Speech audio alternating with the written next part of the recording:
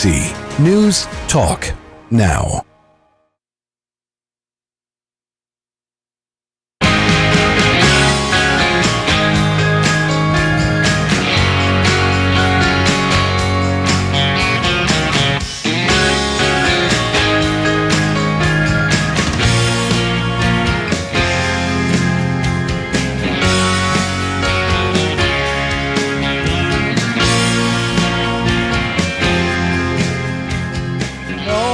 Everyone, welcome back to the Scoreboard.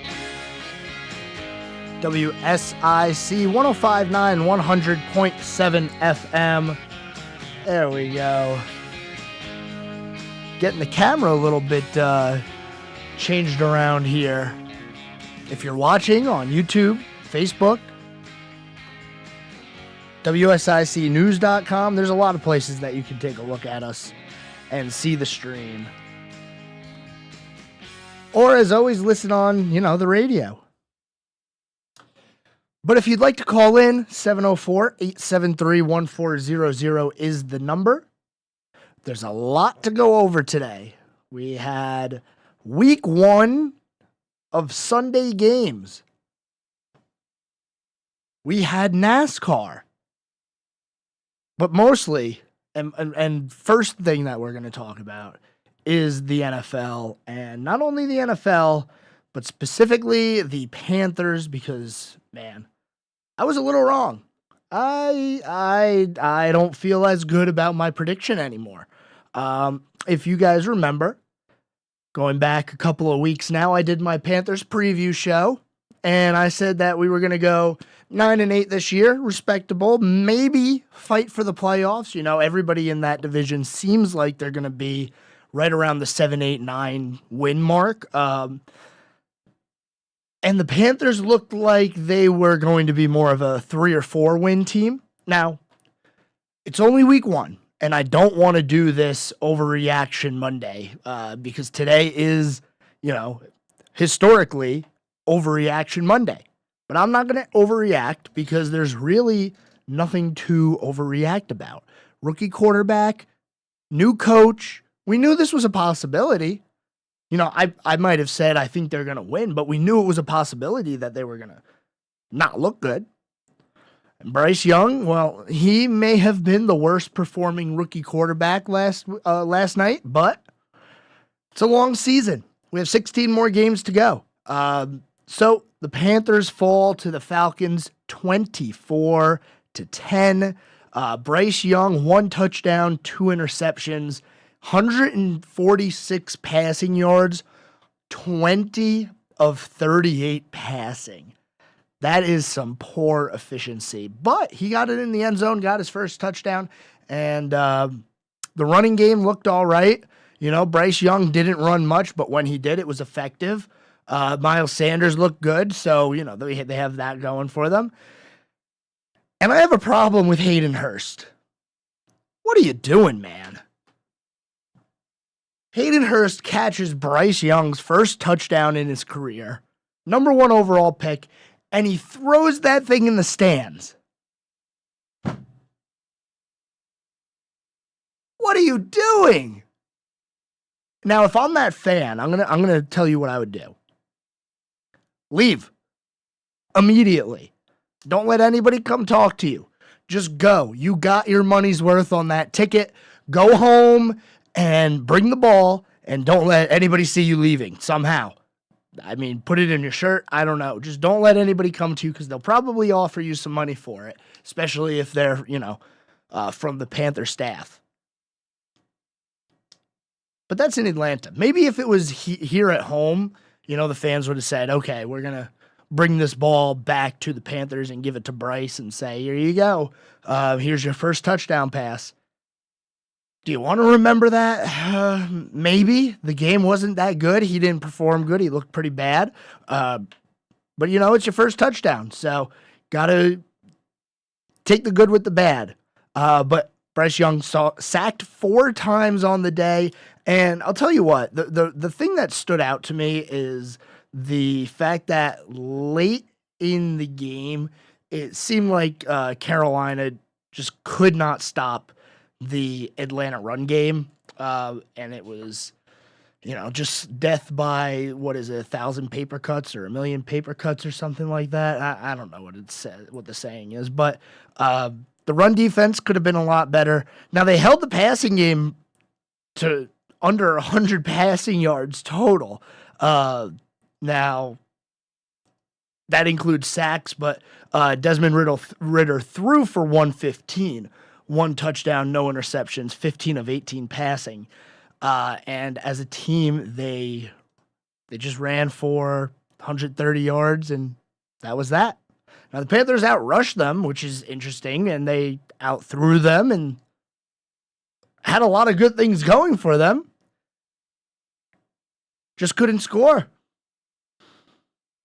Lost a fumble, throw a couple interceptions, some big sacks.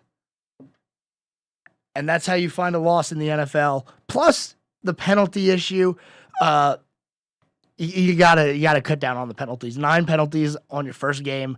I know it's week 1. I know, and I'm trying not to overreact, but there really wasn't much positive to go off of. So I'm grasping here. I'm saying, what could we spin here? Like, hey, here's the positive news. Bryce Young got his first NFL game under his belt. Cool.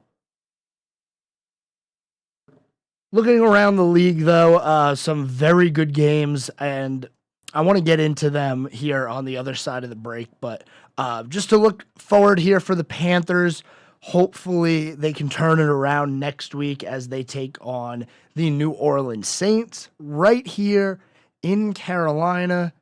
And that'll be a special game because not only is it going to be here in Carolina, but it will be a Monday Night Football game. So the Saints will be here, 7:15 start time on that one for Monday Night Football. We're looking forward to that. We're also looking forward to Monday Night Football tonight, Bills and Jets. A little bit of an interesting developing story here, though. We're getting notifications that nobody's allowed in the building right now. Nobody's allowed outside on the field to start warming up. There's a shelter in place in the area for major storms passing through. So we'll see if they can clear up here and we get the game started on time, but it's kind of a developing story that we'll keep an eye on. Weird way to move into Monday Night Football, but, they're going to try and get the game in, whether it's pouring and it's safe to go outside or they have to wait, because the only time the NFL waited really was during the COVID season, and I don't think they ever want to have games on a Wednesday ever again. But when we come back for the break, like I said, we're going to talk more about the NFL, look around the league, see how other teams looked, talk a little bit about the NFC South and the fact that the Panthers were the only team to pick up a loss in the division, which is going to be a big story here moving forward. We're going to need those division wins later in the year. We're also going to get to NASCAR and much, much more. So make sure you stay tuned. Because we got that, NFL, NASCAR, college football. Man, we got everything going on right now. You're listening to The Scoreboard here on WSIC 105.9, 100.7 FM. Stay tuned. We'll be back after this.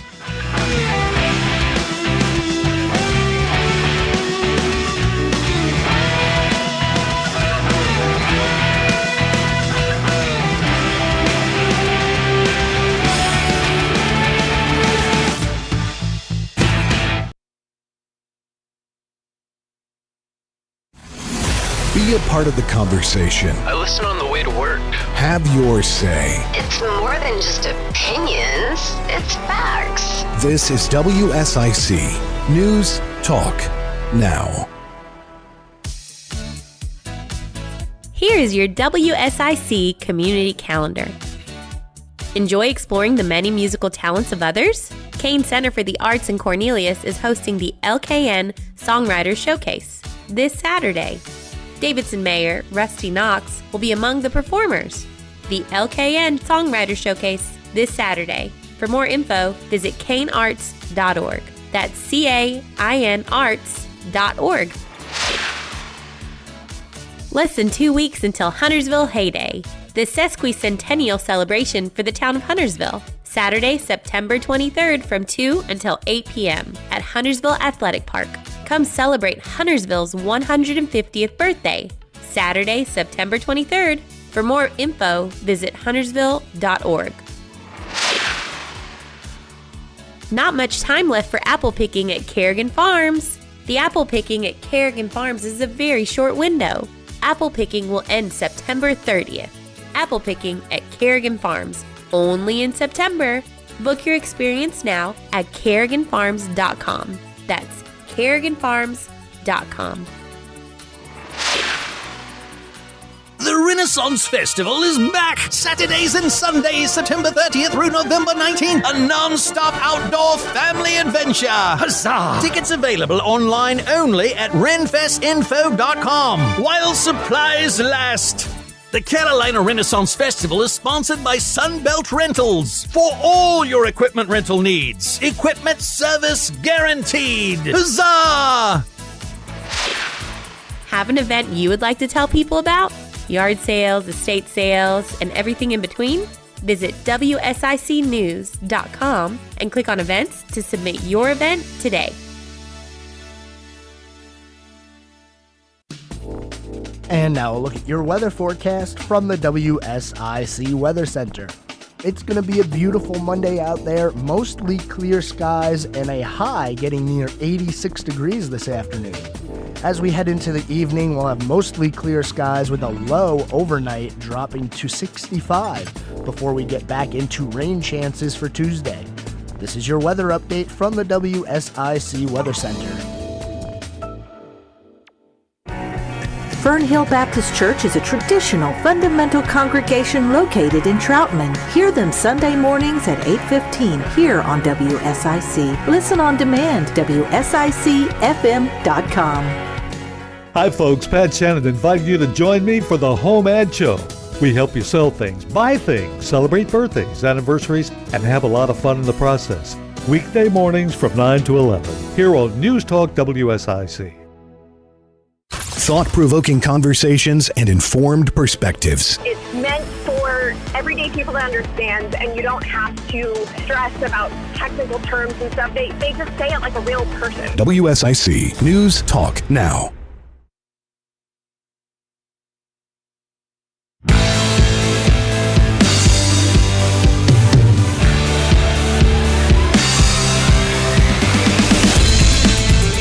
All right, we are back here on the scoreboard. WSIC 105.9, 100.7 FM, talking about football. Week 1 just about done. One more game coming up tonight. Bills, Jets in New York, MetLife Stadium. But a very interesting developing story out of MetLife. There are alerts being sent out for severe thunderstorms. And here's the actual public safety alert that's being sent out. It says this MetLife Stadium from New Jersey State Police. There is severe weather approaching. All patrons may seek shelter inside the stadium, inside your vehicles, or the walk over bridge to American Dream. Please do not gather at entrances. Event staff can guide you, yada, yada, yada. So I guess there's some really, really severe weather. I mean, that's obvious from that statement. I think the game's still going to happen. They might wait an hour if they have to, because I would think warm-ups would be getting underway soon here. We're about 2 hours from kickoff. But it might not happen. And that would be definitely interesting if we had to cancel an NFL game because of weather, but I highly doubt that's going to happen. Looking around on Sunday's games here, there were a few standouts. Number one, the Browns absolutely controlling the Bengals for a whole 60 minutes, winning 24-3.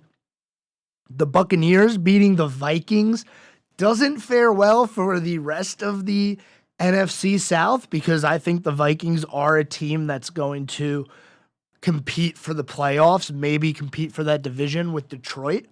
And man, I don't know what the media saw in the Steelers this year. Maybe I just didn't see it. Maybe I was just right, because the 49ers beat the Steelers 30-7. That's pretty bad. Not the worst loss of the weekend, though, and we will get to that. That was last night. But also other games, the Saints beating the Titans by 1. That one I kind of felt like the Saints were going to win. Titans are really in this downcline where I think it's time for them to get rid of Tannehill. He's just not going to cut it anymore. He's getting older, and he's never been an elite guy. He's been a serviceable guy. So I think this might be the year. Maybe halfway through the year, you'll see Tannehill to the bench, rookie quarterback coming in and going from there. The Raiders taking down the Broncos by 1. The best game of the weekend was the Dolphins and the Chargers. That game was exciting from the start. And man, some of the stats that were put up in this game, Tua threw for 466 yards, 3 touchdowns. Tyreek Hill, 11 catches, 215 yards, and 2 touchdowns to start the week. Man. Looking on the other side on the Chargers, Austin Eckler had a great game, 117 yards. So did Joshua Kelly, their second running back out of UCLA. He had a very good game, also with 100 yards. So Chargers running game looks good. Herbert looked okay. I mean, 228 and a touchdown on 23 of 33 passing. But man, 7 lead changes in that game, down to the wire. The Dolphins sneak out with a 36-34 win. Then we had Jordan Love getting his first win of his career, 38-20 over the Chicago Bears, who, you know, they should be a little bit better this year. It really depends on how Justin Fields plays. He played okay, but we're really looking for Fields to take that next step. Now is the time to do it, because if he doesn't do it now, I don't know if he ever will. We had the Eagles beat the Patriots 25-20, although the Patriots, they put up a fight, and the Eagles, they didn't really look like the Eagles of last year. Now, I know there were a lot of moving pieces this year. They lost a lot of guys, but they also brought in quite a few new players to kind of bolster that roster. They just didn't look the same, and they let the Patriots stick around for the entire game. Patriots were driving at the end. If only we could have had a second foot down to keep the final drive alive, maybe Mac Jones and the Patriots would have been able to score and steal a win. That division is going to be tough. So every win that the Patriots can steal is going to be big. I don't think they're going to be a playoff team. Maybe they compete for a wild card spot up until like week 15, 16 before they really can't overcome the deficit they have. But I'm not expecting too much from them this year. Another big surprise over the weekend, the Rams beating the Seahawks 30-13. Now, I know the Rams are only a couple of years removed from a Super Bowl, but this isn't the same Rams team that did that. Now, they do still have some pieces there. Obviously, they have Aaron Donald, the best defensive tackle in football, but it's not the same team that they had when they won that Super Bowl. And the Seahawks were the surprise of the year last year with Geno Smith and him getting a new contract over the offseason. Well, Geno, hopefully this isn't a sign of things to come, because Geno was 16 for 26, 112 yards, and 1 touchdown. I feel like this was something that was happening all throughout the league this year. Is week 1, it just felt like these offenses weren't ready for some reason. And I don't know if that's because we have one less preseason game or because most of the starters didn't play in the preseason. But it just really felt like some of these games, there was no offense to speak of, and there was a lot of punts and a lot of sloppy football, and it was just a weird week one altogether. I'll tell you who didn't play sloppy, though, is the Dallas Cowboys on Monday Night Football. On Sunday night, last night, absolutely destroying the New York Giants. 4-0, yes, 40-0. And it wasn't close. Now, the Giants' first drive of the game started out pretty decent. Then they had that bad snap. And, the thing about it is once something bad happens, you have to stop the momentum from going against you. And they never did. Next drive, pick 6, 14-0 on non-offensive touchdowns before you even know it. And the game is over before halftime. Hopefully today's primetime game is a little bit more entertaining, but the outlook for the Giants this year after that is not good. The Cowboys look like a possible Super Bowl contender. Now, me personally, I thought the Giants were going to take a step back this year, so I'm not going to sit here and declare the Cowboys as the new team to beat in the NFC. I still think the NFC is going to go through San Francisco, and they also proved it by beating the Steelers, who are a much better team than the Giants for what it's worth. But I don't think I want to get into this overreaction Monday of saying, hey, the Cowboys just shut out the Giants 40-0 on Sunday Night Football. They are the team to beat. Well, it's September. We got to get to January. And the Cowboys, historically, over the past couple of decades, not great in December and January. They can't even make it to February. So I'm not going to sit here and declare the Cowboys a real Super Bowl contender yet. They're in there, but I still think the Eagles and 49ers are just in that next tier of teams. Now, in the AFC, there's a lot more teams of that tier that can just go out and win now. You have the Chiefs, you have the Bills, you have the Bengals, you have the Jaguars, you have the Ravens. I think all of those teams can make a run at any point. Now, your top 3 might still be Chiefs, Bills, and Bengals, but there's a lot more other teams now the Jets are in there. The Jets could make a run at. The Dolphins are a real contender. The Dolphins looked like the best team on Sunday. So if you're in the NFC, man, Cowboys better be happy they're not an AFC team, because if they were, they might not even be making the playoffs. I don't care what division you put them in. But tonight, as I said, Monday Night Football, Jets, Bills, look for a great game. And I don't know, the Jets, man, they're going to be good. I just don't know if week 1 is what it's going to be for the Jets to get that win. Now, who knows? The weather could throw a wrench in this entire thing. We might see a sloppy game. And then the running game is going to be important. And I really do believe the Jets would have the advantage in the running game. We're going to head to a break. When we come back, we're going to talk NASCAR. We had the second playoff race of round number 1 yesterday, and then we'll also get into college football. You're listening to The Scoreboard right here on WSIC. Don't go anywhere. We will be back right after this.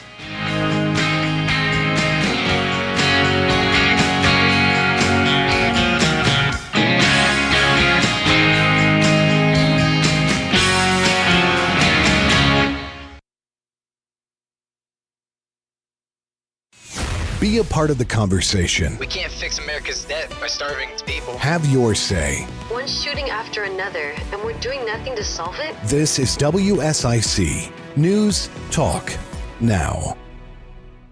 Hi, this is Andy with Lake Mountain Coffee, located at 110 West Broad Street in Statesville. Did you know we also own and operate Statesville's first coffee roasting facility? We roast coffee beans for businesses, fundraising events, special occasions such as a wedding. We can even put a custom message on the back of your bags. If you're a company or simply someone with a coffee need, give us a call at 704-252-1886. And remember, if you want fresh, you must go local. And now a look at your weather forecast from the WSIC Weather Center. It's going to be a beautiful Monday out there, mostly clear skies and a high getting near 86 degrees this afternoon. As we head into the evening, we'll have mostly clear skies with a low overnight dropping to 65 before we get back into rain chances for Tuesday. This is your weather update from the WSIC Weather Center. In life, we plan for many important things. Weddings, our children's education, retirement. A celebration of life is really no different. Planning and paying for your life celebration in advance will give you and your family valuable peace of mind. We'll help you take care of every detail with professionalism and compassion. We're Lynn Honeycutt Funeral Home. Find us at dignitymemorial.com. The YMCA's Lifestyle 360 gives you the support, tools, and strategies needed that lead to lifelong changes even after the program ends. Sessions take place Mondays, Wednesdays, and Fridays beginning September 11th and ending November 3rd at the Statesville Family YMCA. For questions, registration, and additional information, please email Chelsea Mullins at c.mullins@ymcanwnc.org. Here's Daily Hope with Pastor Rick Warren. The Bible says it is not good for man to be alone, and God meant for us to be in community with each other. Whether you ever get married or not, doesn't matter. Really what matters is, do you have a spiritual family, a group of 3 or 4 or 5 people that you can walk through life with so you're not on your own? Hear more from Rick Warren at PastorRick.com. Where the story goes, we follow. This Disney issue was front and center in the election in Central Florida, so for them to try to do an end run around the people of Florida just shows how arrogant they are. The headlines that hit home. There was a pretty strong tornado just southwest of us here in Norman. It started maybe around 20 miles southwest of us. We're making sense of it all. The war in Afghanistan was, in the words of the chairman of the Joint Chiefs of Staff, a strategic failure. This is WSIC News Talk Now. A journey begins. I'm Anish Shroff with this Panthers update. It's bow time.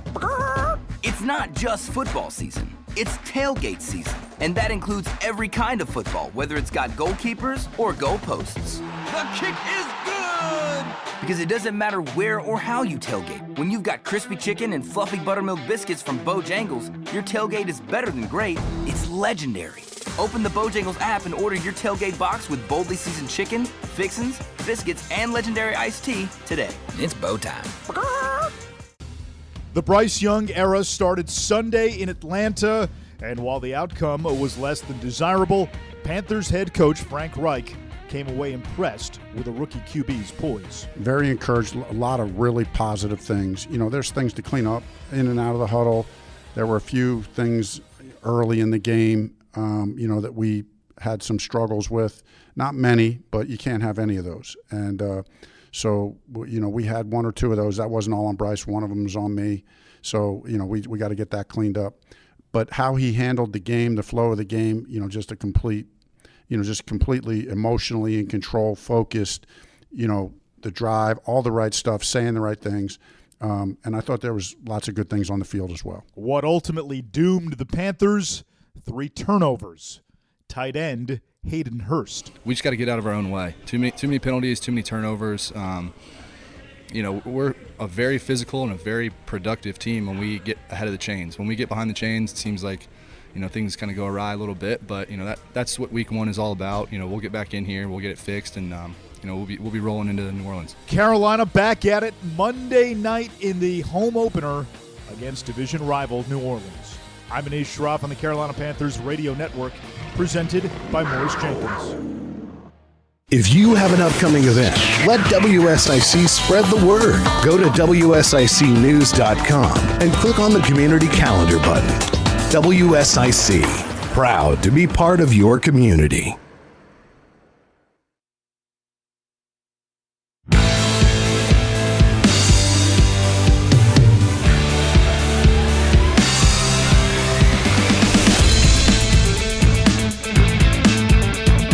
All right, everyone. we have an update from East Rutherford.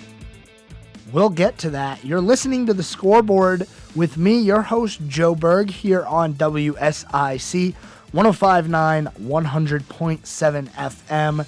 And as always, if you'd like to call, 704-873-1400 is the phone number. We spent quite a bit of time talking about the Panthers and their tough start to the season yesterday, losing 24-10 to the Falcons. Also talked about some of the other games in the league that were going on last night. Full week of NFL games. Sunday, first Sunday with NFL games. So, you know, we gotta cover it all, see what's going on. But football is officially back in full swing, including college football. And there were a few surprises that I want to get to. First off, I just want to give a shout out and a big shout out to App State. They went toe to toe with North Carolina and Drake May, and they almost pulled it off, going into double overtime, but unfortunately were not able to get the win there. But that might have been the best game of the college football weekend, because, man, double overtime, a 40-34 final score, plenty of offense to go around, a lot of fun in overtime. I love college football overtime. Why can't the NFL just do that? I mean, it's so much better than what we have now. So entertaining. But the biggest storyline, besides App almost taking, now it would have been an even bigger storyline had App gotten the win. But number 11, Texas beating number 3, Alabama, 34-24. Quinn Ewers looking absolutely pristine. And unfortunately, Jalen Milroe did not look like that guy just yet. Long way to go in the season, though. One loss. I'm not going to say it's the end of Alabama's season, because there is that Alabama bias. I'm sure if, they only lose this one game and they're on a roll at the end of the year, the voters might think to put Alabama over a team, I don't know, like some random team. Like if Kansas went on a run and they turned out to be undefeated this year, they would definitely put Alabama ahead of Kansas. Kansas, by the way, 2-0. Unranked still, but 2-0, so they can go undefeated. Would be crazy. I don't know if they would be ranked that high, but that's all I'm saying is Alabama season probably not over. Other than that, a lot of blowouts with the top 25 teams. A couple of interesting results. We had Ole Miss and Tulane. Ole Miss taking down Tulane 37-20. That was a 20 and a 24 going at it. Duke, after their big upset, beat Lafayette 42-7. So Duke might be real. And Clemson, coming off of being upset, gets the win 66-17. So, everybody back on track there. I can't wait till we get later in the year, though, get to some of these more important games, because it seems like the way these teams schedule these games is early in the season, you get some layups, and I just can't wait for that to change. Now, I was thinking about this, because we know that college football playoffs are expanding. We know there's going to be a new system soon. We know there's a lot of maneuvering going on with schools and what conference there are. Now, I'm a firm believer that eventually football is going to break away with the NCAA and be their own entity, with two leagues, with divisions, kind of doing like an NFL style thing. I just think that's where we're heading, especially as we expand the playoffs. I was wondering, because it's going to depend on which conference has the most teams on who survives. And we saw the ACC add quite a few teams from the Pac-12. That's still pending because of some lawsuits that are filed and all that stuff. So we'll let the legal stuff play out. But App State playing North Carolina the way they did and beating Texas A&M last year, and just being known as a team that can upset you. Does the ACC ever think about grabbing App State and saying, hey, we want you in the conference here now, move on over? Because if the ACC can't keep adding teams, the SEC, the Big 10, and the Big 12, those are currently the three conferences that I would look towards. One of those three is going to go to. The SEC is going to stay. I'm pretty sure that we're never going to lose the SEC. It's just too big. There's too many great schools there, and it's always competitive. You're not going to lose the SEC. They have no problem attracting people. They have no problem attracting TV rights. They are good. So somebody else is going to have to go, because I really do think that that's where we're heading in college football. But we'll see. We got a whole year before we have to deal with expanded playoffs, and then we'll see what happens after that, because maybe the Pac-12 won't even be a league anymore, and we'll see. We'll just have to see. Heading off of the college football stories here, we find our way back at NASCAR. Kansas last night. It was a good race, I will say. Kansas always puts on a show, and they were showing the graphic yesterday during the race how many playoff cars are involved in incidents at Kansas, and it's always more than half. And one of those incidents bit a driver in the booty. We talked about Martin Truex Jr. and being the regular season champion and probably the driver to beat the second hottest driver probably heading into the playoffs behind Chris Buescher. And lap 4, Martin Truex Jr. wrecked, and he was out of the race. Now, when you look at the standings, all of those playoff points, I think it was 35 or so, maybe 33, that he had accrued throughout the year.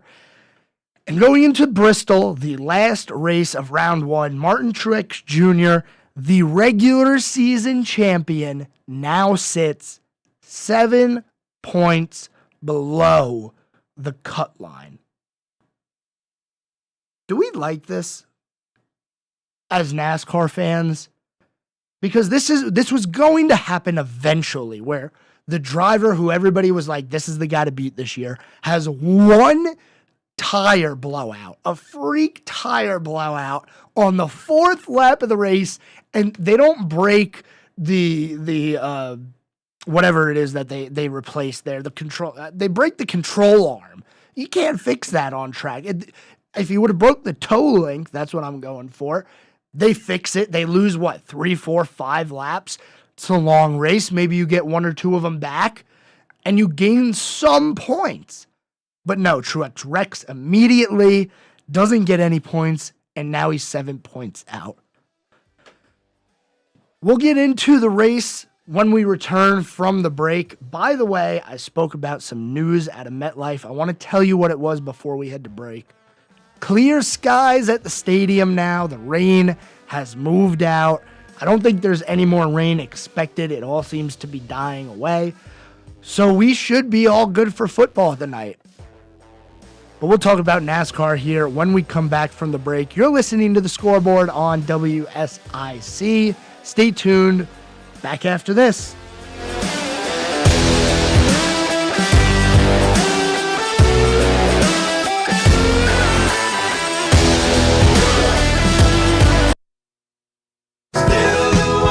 Still 76 years strong, and we're still the one.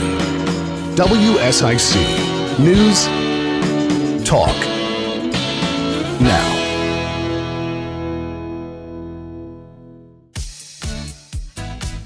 Here is your WSIC community calendar. Enjoy exploring the many musical talents of others? Kane Center for the Arts in Cornelius is hosting the LKN Songwriters Showcase this Saturday. Davidson Mayor Rusty Knox will be among the performers. The LKN Songwriters Showcase this Saturday. For more info, visit canearts.org. That's CAIN arts.org. Less than 2 weeks until Huntersville Heyday.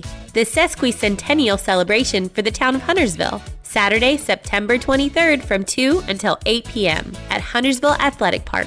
Come celebrate Huntersville's 150th birthday, Saturday, September 23rd. For more info, visit huntersville.org. Not much time left for apple picking at Kerrigan Farms. The apple picking at Kerrigan Farms is a very short window. Apple picking will end September 30th. Apple picking at Kerrigan Farms, only in September. Book your experience now at kerriganfarms.com. That's kerriganfarms.com. The Renaissance Festival is back! Saturdays and Sundays, September 30th through November 19th. A non-stop outdoor family adventure! Huzzah! Tickets available online only at renfestinfo.com while supplies last. The Carolina Renaissance Festival is sponsored by Sunbelt Rentals. For all your equipment rental needs, equipment service guaranteed. Huzzah! Have an event you would like to tell people about? Yard sales, estate sales, and everything in between? Visit WSICnews.com and click on events to submit your event today. And now a look at your weather forecast from the WSIC Weather Center. It's going to be a beautiful Monday out there, mostly clear skies and a high getting near 86 degrees this afternoon. As we head into the evening, we'll have mostly clear skies with a low overnight dropping to 65 before we get back into rain chances for Tuesday. This is your weather update from the WSIC Weather Center. It's always great to have the right tools and supplies when working outside. Little Shavers Woodshop is ready to help. Little Shavers has all your wood, treated lumber, wood fencing, and all the treatment items to keep them looking great. PBG paints and stains, and add in some pine needles and Daddy Pete's mulch and soils, and your landscaping will be the best around. Head on over to Little Shavers, 3301 Salisbury Highway, right in between Statesville, Morrisville, and Moxville. Visit littleshaverswoodshop.com. That's LILShaverswoodshop.com. Conversations that matter. I gotta tell you, I'm afraid to even think about the next presidential election. Led by you. It's a mockery of American politics. This is WSIC News Talk Now.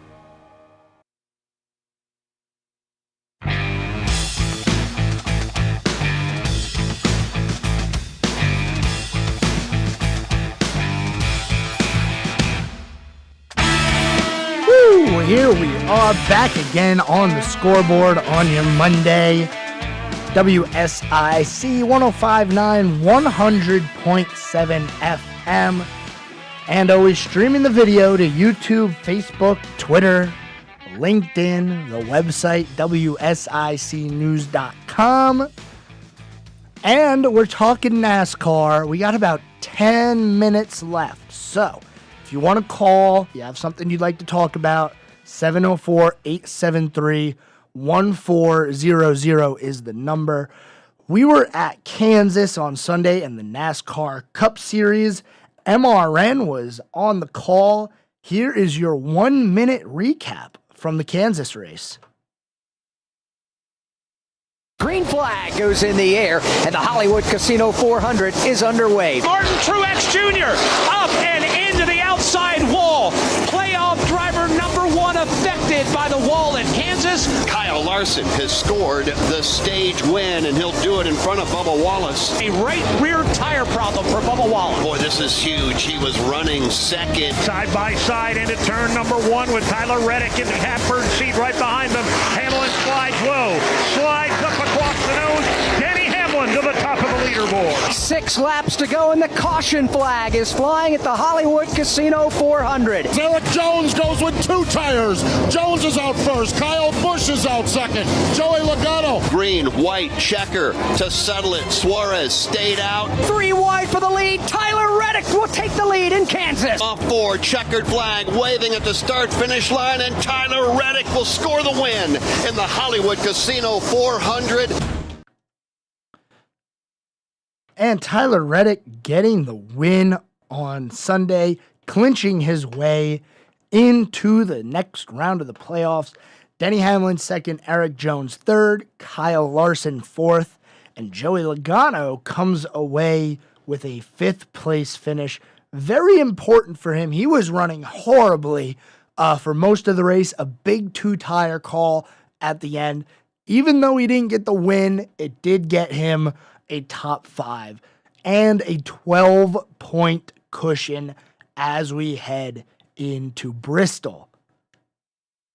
Currently, the 4 drivers under the cut line and on the bubble are Martin Truex Jr., Bubba Wallace, who's 19 points out, Ricky Stenhouse Jr., 22 points out, and unfortunately, Michael McDowell, after the first weekend of the playoffs went awry for him.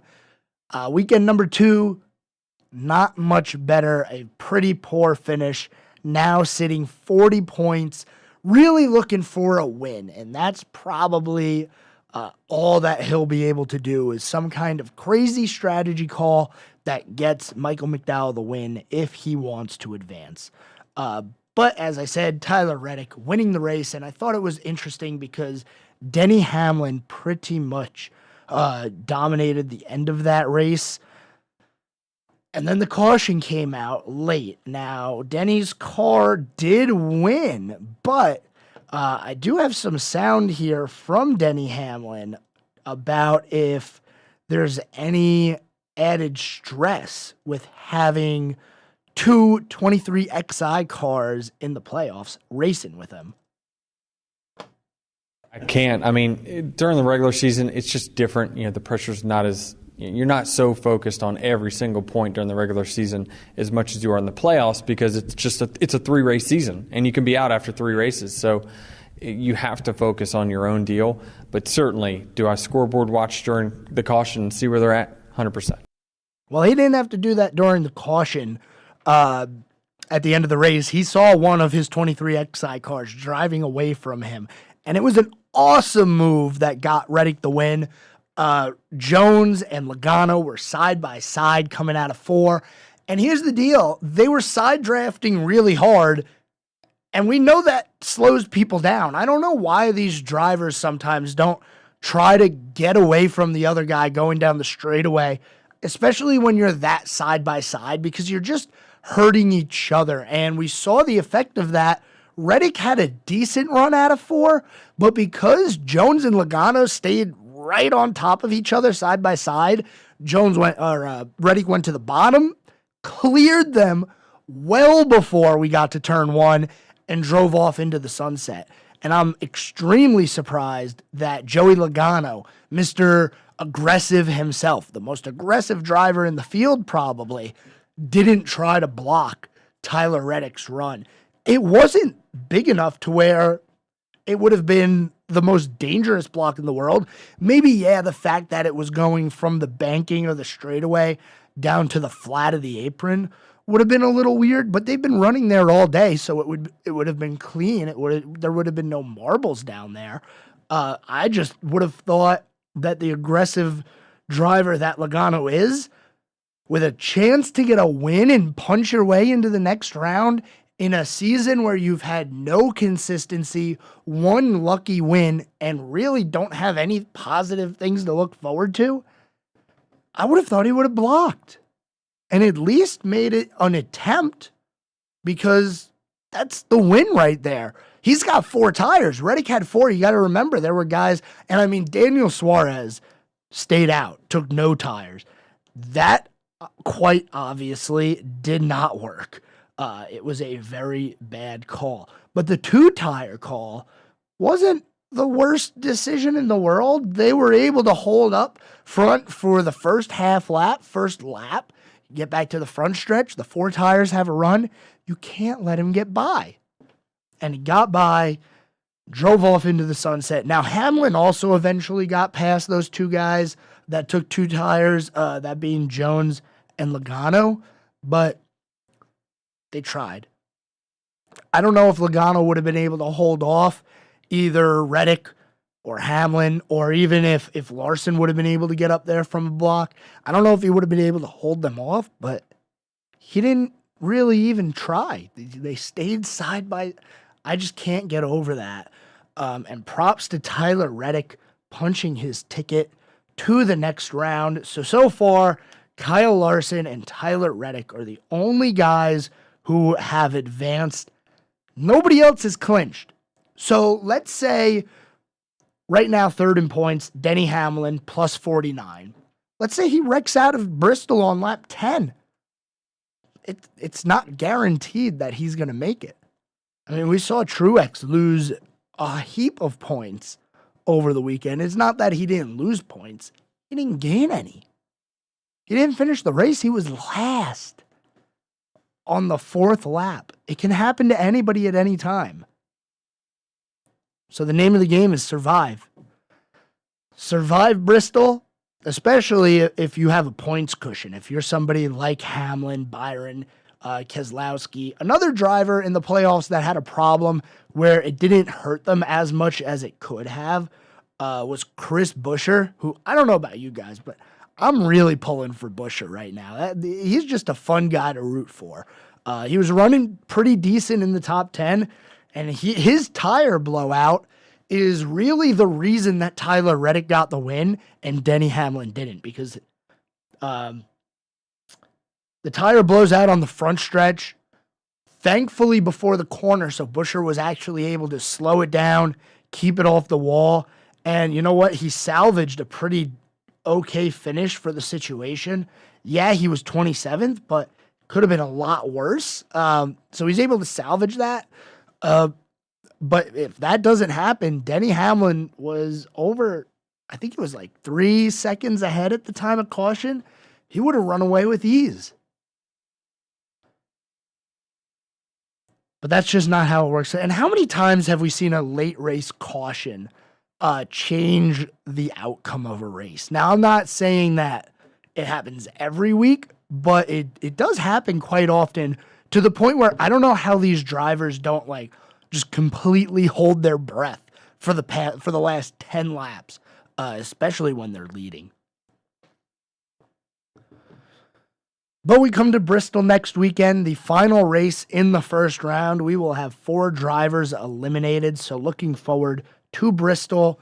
Always one of my favorite races of the year.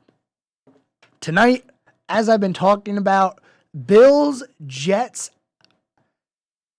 I guess I'll make a prediction since it's a Monday Night Football game. It's a standalone football game. It's the only one on tonight. I don't think the Jets are going to get their first win of the year. I think it's going to take them another week. Now, they did look good in the preseason. Don't get me wrong. It is preseason, though. I just think that the fact that the Bills have been together longer, they have, and it's weird, though, they have a really important reason to play today. Damar Hamlin's first season back, but he's a healthy scratch and won't be playing today. I still think the Bills get it done. Josh Allen versus Aaron Rodgers, even though they're not really going against each other. You know how it is, how they got to market this thing. Well, thanks for listening to the Scoreboard today. This is Joe Berg, your host on WSIC 105.9, 100.7 FM. We'll be back tomorrow, same time, same place. Hope you join us. Goodbye, everyone.